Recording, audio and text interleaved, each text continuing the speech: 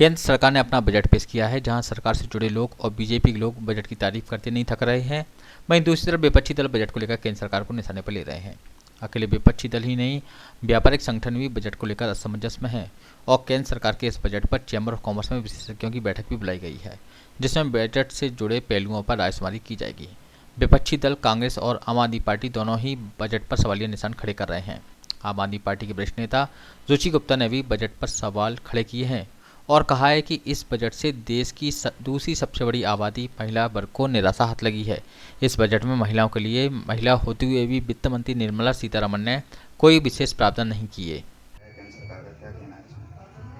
हर बार की तरह निराशा हाथ आई है। हमने उम्मीद की थी, हम महिलाएं हैं और हमने सोचा था कि वित्त मंत्री महिला हैं और महिलाओं के लिए एक विशेष कुछ बजट आएगा महिला सुरक्षा को लेकर या पुलिस कर्मियों की महिलाओं की जो है नियुक्तियां करके, तो वो तो निराशा ही हाथ लगी है हर बार की तरह।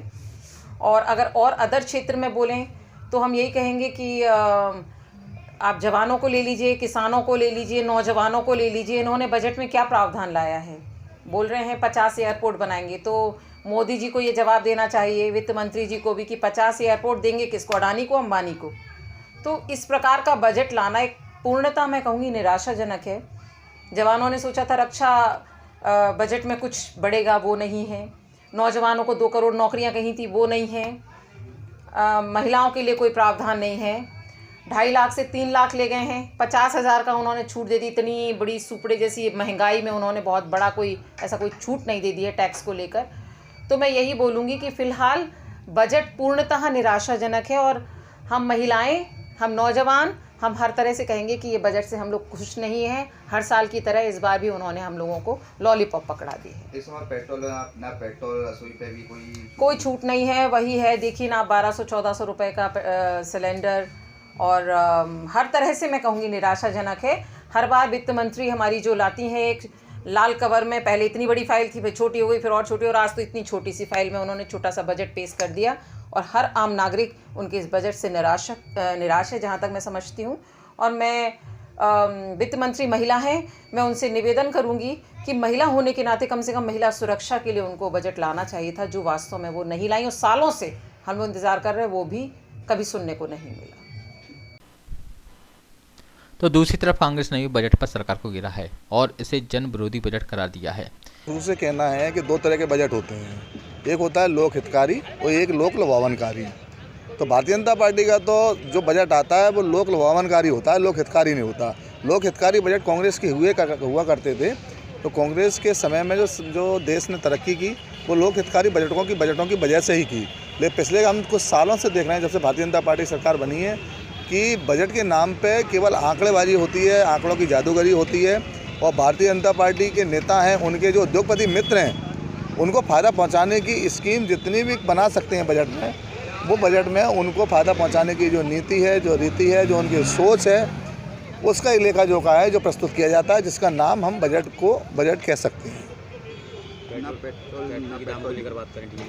पेट्रोल डीजल के दाम पर तो आपने देखा है कि कुछ उन्होंने राहत दी ही नहीं है और जो एग्जम्पशन के नाम से, जो टैक्स के नाम से ये लोग जो झूठे जो जादूगरी बता रहे हैं आंकड़ों की, वो केवल आंकड़ों की जादूगरी है। इससे जनता को कोई भी लाभ होने वाला नहीं है। हम लोगों ने काफ़ी उम्मीद की थी कि इस बार हो सकता है कि 2024 के चुनाव को मद्देनज़र भारतीय जनता पार्टी गरीब जनता को कुछ राहत देने वाला बजट पेश करे, लेकिन भारतीय जनता पार्टी अपने जो उद्योगपति मित्र हैं उनको किसी भी सूरत में निराश नहीं करना चाहती और उसने तो सोच लिया है कि हमको ये चुनाव जितवाएंगे, हमारे उद्योगपति मित्र जितवाएंगे।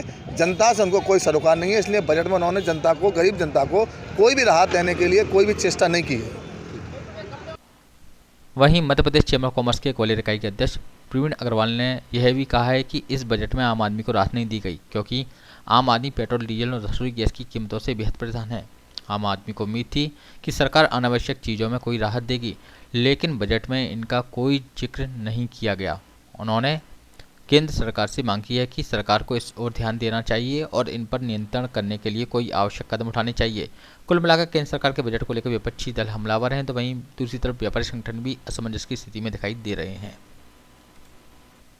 प्रवीण जी, आज केंद्र सरकार का जो बजट पेश हुआ है, एक व्यापारी, एक अध्यक्ष होने के नाते किस तरीके, क्या नज़रिया से देख रहे हैं? देखिए, जो सरकार का बजट अभी पढ़ा है जितना या सुना है, उसको प्रारंभिक तौर पे ये प्रतिक्रिया Madhya Pradesh chamber of commerce के अध्यक्ष के नाते में व्यक्त कर रहा हूँ। इस बजट में जो आयकर की सीमा है 5 लाख रुपए से बढ़ा के 7 लाख रुपए की गई है, वो स्वागत योग्य है। एक बड़ा वर्ग इससे लाभान्वित होगा। और इसके साथ जो स्टार्टअप की बात की गई है, जिसकी अवधि 31 मार्च 2023 से बढ़ा के 31 मार्च 2024 की गई है। एमएसएमई के लिए जो सरकार के कोष में वृद्धि की इस बजट के अंदर प्रावधान किया गया है, वह भी स्वागत योग्य है। लेकिन एक चीज़ इस पूरे बजट में दिख रही है कि सरकार कैशलेस की ओर बढ़ रही है। इसीलिए उसने टैक्स ऑडिट की जो 2 करोड़ की लिमिट थी उसको 3 करोड़ किया है, लेकिन इसके साथ शर्त लगाई है कि आपका ट्रांजैक्शन 5% से अधिक कैश में नहीं होना चाहिए।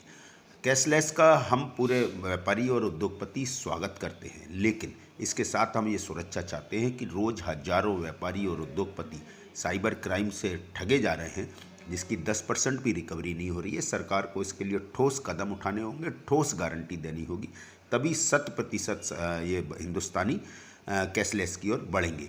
वहीं जो एक बड़ी चिंता है और बड़ा विषय है कि देश के करोड़ों लोग जिसे स्वरोजगार के रूप में अपनाए हुए हैं और स्वरोजगार करते हुए लाखों लोगों को सीधा रोजगार दे रहे हैं, वो मध्यम वर्गीय और मंझले व्यापारी जो ऑनलाइन व्यापार के कारण पिछड़ रहे हैं। ऑनलाइन व्यापार में चंद बड़े प्लेयर इस देश का प्रतिनिधित्व कर रहे हैं और उनकी जो सुविधाएं हैं, उनकी जो बड़ी पूंजी है, उनको जो उत्पादकों द्वारा सुविधाएं दी जा रही है, उससे वो लगातार पिछड़ रहे हैं। सरकार को उन 95% मध्यम वर्गीय मंझले व्यापारियों की चिंता करनी होगी, करोड़ों लोगों के रोजगार और स्वरोजगार की चिंता करनी होगी, तभी इस देश के अंदर एक आर्थिक खुशहाली हम ला सकते हैं। और अगर ऑनलाइन व्यापार को जिस तरीके से वो पिछड़ रहे हैं मध्यम वर्गीय और व्यापारी, उनकी चिंता समय रहते नहीं की गई तो देश के अंदर एक बड़ा आपातकाल आएगा। इसकी चिंता सरकार को करनी होगी। और इसके साथ जो आपदा विपदा के समय पे एक व्यापारी या उद्योगपति समूचा नष्ट हो जाता है, एक आपदा विपदा फंड सरकार को बनाना होगा, जिसमें ब्याज रहित ऋण उस पीड़ित व्यापारी को दी जाए, जो एक आसान किस्तों में वापसी योग्य हो, जिससे सरकार के खजाने में वृद्धि नहीं हो, सरकार के खजाने में कमी भी नहीं होगी और वो व्यापारी और उद्योगपति पुनर्जीवित हो सकेगा। ये प्रारंभिक प्रतिक्रिया है। इसी को अंतिम प्रतिक्रिया के लिए कल Madhya Pradesh chamber of commerce में 2 फरवरी को सायं 4:30